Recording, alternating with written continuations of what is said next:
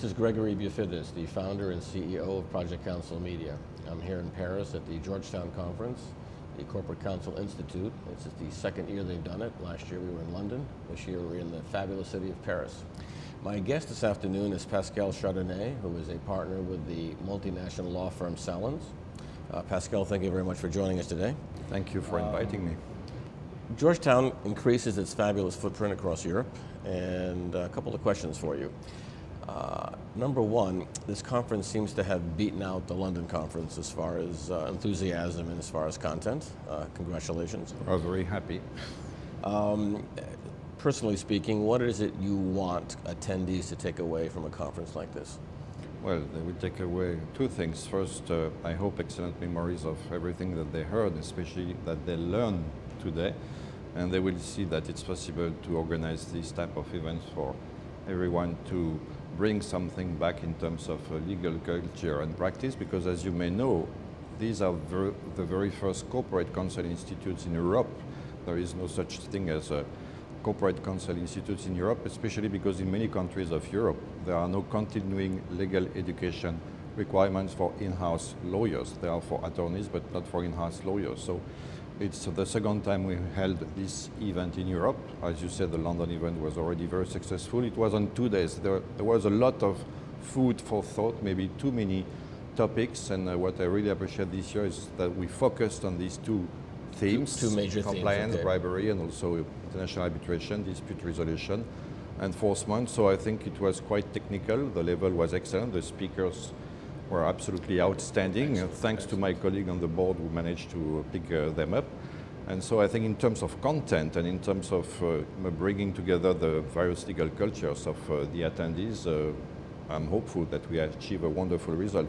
And second, if I may say so, I think it's also great for Georgetown to have its name on this kind of event as the university that organizes them and promotes them and had the idea, and I would say the drive to initiate this type of events in Europe, and I hope that it will help foster and expand the reputation of Georgetown abroad, especially in Europe, as the global university, because I think it's definitely one of the most international universities, law schools in the United States, and it will help people know Georgetown even better than they already do know Georgetown, and to be attracted in the studies that it is offering, and to enhance its reputation.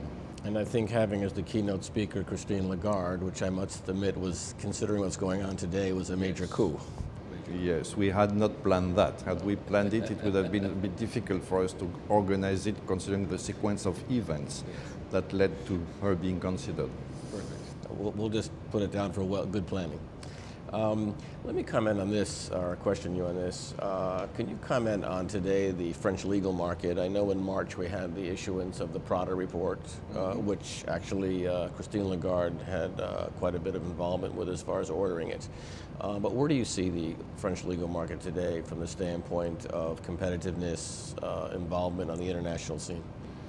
The French legal market is more and more competitive. It is more and more international, and you now have two trends in Paris and also maybe in France, but especially in Paris, where most of the large major business firms are. You have international firms, American, English, or some French, or some multinational firms like ours, which are expanding, and you have spin-offs of this firm of groups of 5, 10, 15 attorneys who leave their initial firm and set up a boutique, highly specialized in various matters, be it M&A or public law, arbitration or tax, and who have their own life in their own boutique. So these are the two trends in France for the time being. And of course, the market is increasingly competitive, not also in terms of looking for clients, but also in terms of fees. And this is because of the crisis, because after 2 or 3 years where clients were offered services at a very low cost by very prominent law firms,